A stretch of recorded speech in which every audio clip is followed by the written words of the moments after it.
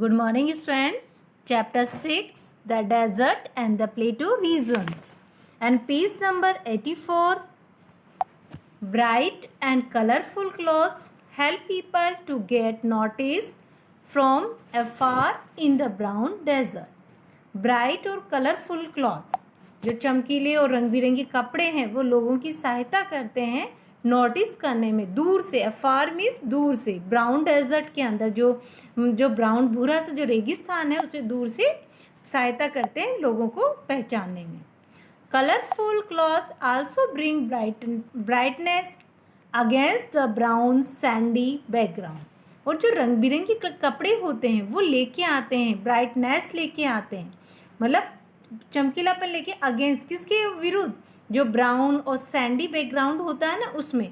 अब देखिए यहाँ पे क्या होता है कि निर्जीव सा लगाता है, जैसे कि ब्राउन सा शेड पड़ी रहती, मिट्टी ब्राउन, रेतीली सी मिट्टी का बैकग्राउंड बनाओ, वहाँ पे चमकीले कपड़े मतलब बहुत अच्छे लगते हैं, है ना, शाइनिंग मारते हुए, तो बहुत अच्छे वो लेके आते हैं। Soon they set out on their journey on their camels. और जल्दी ही वे सेट आउट ऑन देयर, जब वे यात्रा करते हैं तो किस पे करते हैं, वे उन्होंने अपनी यात्रा किस पे की, केमल पे की। ठीक है। मैनी विलेजर्स ट्रैवल बाय बस but Seema's family enjoys travelling on A camel. आप सभी को पता ना, सीमा का परिवार घूमने गया था, तो वहीं पर जो है कि उन्होंने किस पे यात्रा की, उन्होंने अपने केमल के ऊपर उन्होंने यात्रा की। बहुत से गांव के जो लोग थे वो किससे यात्रा करते हैं, बस से भी करते हैं, लेकिन सीमा का परिवार जो था उन्होंने केमल पे यात्रा करके आनंद लिया। A camel is called the ship of the desert as it is use to transport people and goods in the desert. एक ऊँट जो है जिसे रेगिस्तान का जहाज कहा जाता है, और ये ट्रांसपोर्ट के लिए काम आता है, यानी यातायात के लिए काम आता है लोगों की, और सामान को भी रेगिस्तान में पहुंचाने के काम आता है। With its padded feet the camel can easily walk on the Sandy area. इसके पैडेड फीट होते हैं, यानी कैसे होते हैं, इसके गद्देदार जो होते हैं ना, पैर होते हैं, जिससे ये आसानी से कहाँ पे चल सकते, इस रेतीली जो क्षेत्र होते हैं, मिट्टी होता है, जैसे रेगिस्तान में चल सकते हैं। It can travel long distances without drinking water for many days. और ये यात्रा कर सकता है लंबी दूरी तक, है ना, लॉन्ग डिस्टेंस पे भी यात्रा कर सकता है विदाउट ड्रिंकिंग वाटर, यानी बिना पानी पिए, फॉर मैनी डेज, बहुत दिनों तक। On the way to her aunt's village, रास्ते में किसका घर था, उनकी चाची का गांव आता था, सॉरी विलेज है, गांव आता था। Seema sees many travellers taking rest under the shady tree around an oasis. Seema ने क्या देखा, बहुत सारे जो यात्री थे वो एक क्या कर रहे थे, एक बहुत सारा जो छायादार पेड़ था उसके मतलब क्या कर रहे थे, वो आराम कर रहे थे, around an Oasis, shady trees around an Oasis, यानी छायादार पेड़ होते हैं जो कि चारों तरफ उस मतलब वहाँ पे जहाँ पेड़ भी हो और पानी भी हो, उसी को ओसिस कहा जाता है। जैसे कि आप पिक्चर में देख पा रहे हैं, तो ओसिस क्या है, an oasis in the middle of a desert, जो कि रेगिस्तान के बीच में बना हुआ होता है, जहाँ पे palm trees are growing near a small lake of underground water, जहाँ पे पाम के पेड़ लगे हुए हैं, जो कि पास में एक स्मॉल सी लेक बनी हुई है, जो कि अंडरग्राउंड का पानी भी उसमें आता रहता है, तो पास में ही बहुत सारे पेड़ पौधे होते हैं और पानी बना, उसी की जगह वो आराम करते हैं। ठीक है। Their camels are drinking water at the oasis, और ऊँट जो होते हैं वो उसी ओसिस के अंदर, यानी जो स्थान होता है जहाँ पे वो छाया भी ले सकते हैं और पानी भी पी सकते हैं, उस स्थान पे। तो ओसिस क्या कहलाता है, एक डेजर्ट का एक एरिया कहलाता है जहाँ पे पानी भी पाया जाता है। ओके, तो an oasis in a desert is where the underground water comes to the surface of the earth. Okay, an oasis is an area in the desert where the underground water comes to the surface। मतलब Oasis क्या है, एक क्षेत्र होता है रेगिस्तान में जहाँ पे अंडरग्राउंड जो पानी होता है वो ऊपर आ जाता है, सरफेस पे दिखाई देता है, वही ओसिस कहलाता है। फाइनली सीमा सा हर आंट्स विलेज, आखिरकार सीमा ने अपनी चाची का गांव देखा। The houses had roofs covered with straw, thick mud, walls and small windows to keep them cool in the extreme heat of the desert. आखिरकार उसने देखा तो क्या देखा? हाउसेस जो थे, घर जो थे, वो छत्र ढकी हुई थी। किससे ढकी हुई थी? स्ट्रा से ढकी हुई थी। स्ट्रा मिस होती है जैसे चारारी होता है ना, तिन की घास वास रही होती है, उनसे। और थिक मड, और घर मतलब काफ़ी सारा मड यानी कीचड़ भी वहाँ पे लगा था। कीचड़ से मीन्स क्या होता है? मड यानी होती है चिकनी मिट्टी जो होती है, तो उससे बनाते कि नहीं होते, उसे मड कहा जाता है। वॉल्स, उससे थिक मड वॉल्स, और गहरी मतलब घनी घनी मोटी दीवारें बनी हुई थी।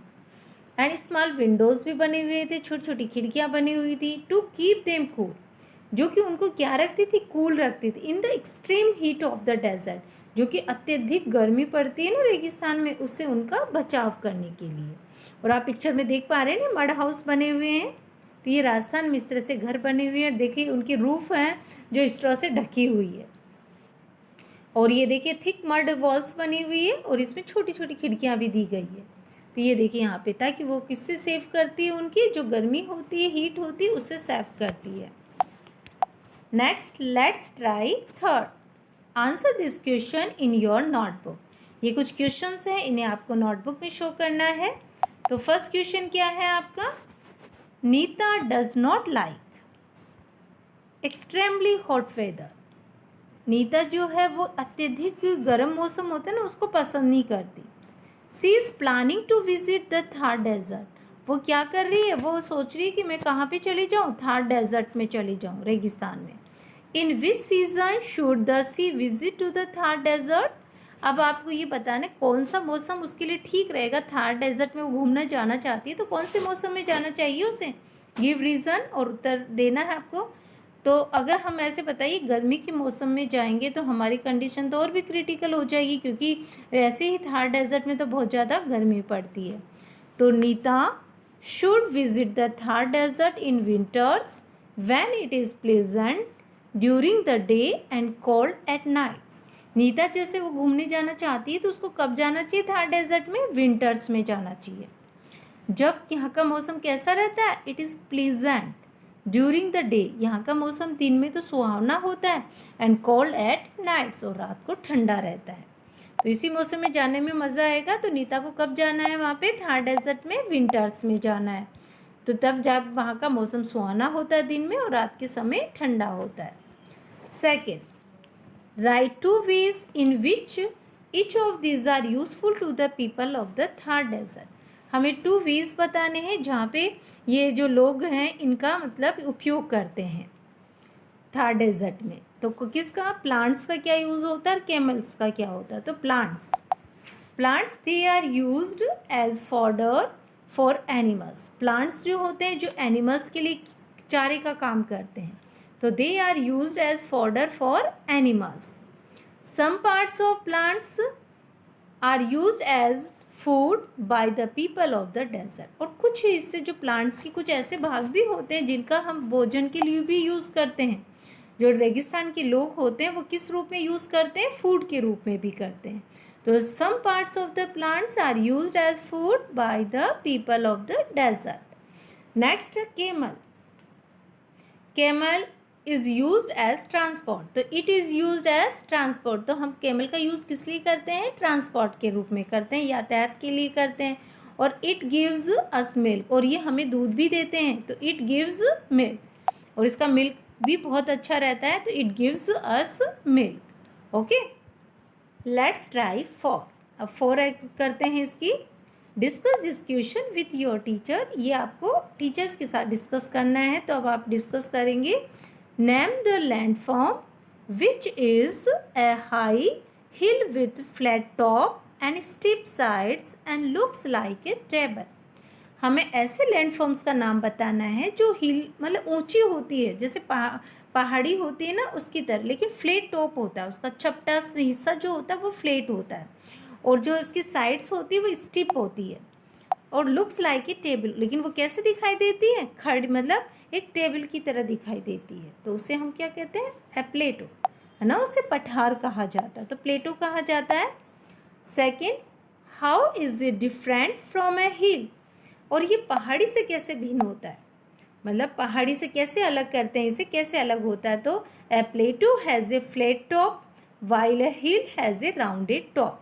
अभी हमने पठार की बात की तो वो तो फ्लैट टॉप होता है ना, चपटा होता है ऊपर से, तो वो टेबल की तरह होता है। जैसे हमारी टेबल कैसे होती है, बीच में चपटी होती है और उधर से स्टिप होती है उसकी, तो वैसे होती है। तो a plateau has a flat top while a hill has a rounded top, जबकि पहाड़ी हमारी राउंडेड होती है, घूमी हुई होती है। Third, on how many sides is India surrounded by water bodies. अभी बता, how many sides in India, मतलब भारत जो है उसकी कितनी साइड्स जो है वो पानी से घिरी हुई है। तो कितनी साइड्स है हमारी, 3 साइड्स। कितनी साइड्स, 3 साइड्स। तो on how many sides is India surrounded by water bodies, 3 sides. Next, what is this kind of landform called an island और ए पेनिनसुला। अब जिस प्रकार की लैंडफॉर्म होती है, इस प्रकार की लैंडफॉर्म को हम क्या बोलते हैं, एक आइलैंड बोलते हैं या पेनिनसुला बोलते हैं। पेनिनसुला मीन्स क्या होता है, प्रायद्वीप होता है। ठीक है, तो लेट्स फाइंड आउट। अब हम आगे खोजते हैं, इसी के बारे में, क्वेश्चंस के बारे में डिस्कस करते हैं आगे। द पेनिनसुलर प्लेटो यानी प्रायद्वीपीय पठार। A plateau is a high hill with a flat top. एक पठार जो होता है वो हाई हिल होता है, ऊंची हिल होती है, यानी पहाड़ी होती है, विथ ए फ्लैट टॉप, लेकिन उसके साथ चपटी, उसके चपटे होने के साथ में। It is different from a hill which has a rounded top.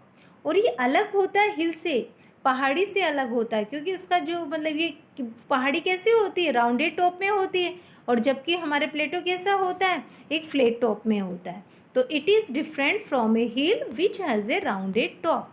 ये है एक पहाड़ी से अलग होता है, जो कि पहाड़ी कैसी होती है, राउंडेड टॉप में होती है। The plateau region of India is surrounded by water on its 3 sides and is hence called the peninsular plateau। जो प्लेटो रीजन होते हैं हमारे, जो पठार वाले क्षेत्र होते हैं भारत में, वो क्या होते हैं, सराउंडेड बाय वाटर, वो पानी से घिरे हुए होते हैं। ऑन इट्स 3 साइड्स, मतलब हमारे भारत के जो पठारी क्षेत्र हैं हमारे, वो पानी से घिरे हुए हैं 3 साइड्स में। एंड इज हैंस, और इसीलिए इसको क्या कहते हैं, पेनिनसुलर प्लेटो कहते हैं, हम प्रायद्वीपीय पठार कहते हैं। ठीक है, तो याद रहेगा आपको। तो पेनिनसुलर प्लेटो यानी किस वजह से कहा जाता है, ये हमारे जो प्लेटो रीजन्स हैं इंडिया के, वो surrounded by water on 3 sides, वो पानी से तीनों तरफ से घिरे हुए हैं, और इसीलिए हम इसे पेनिनसुलर प्लेटो कहते हैं, यानी प्रायद्वीपीय पठार कहते हैं। ओके, तो आप इन्हें वॉच करेंगे, और जो लेट्स ट्राई थर्ड के जो क्वेश्चन आंसर हैं उसे आपको नोटबुक में करना है। Okay students, okay, and learn करेंगे सारी। और लेट्स ट्राई 4 की भी आप एक्सरसाइज को लर्न करेंगे। यदि आपके पास बुक नहीं है तो आपको अपनी नोटबुक में करना है। Okay, understand, and thank you.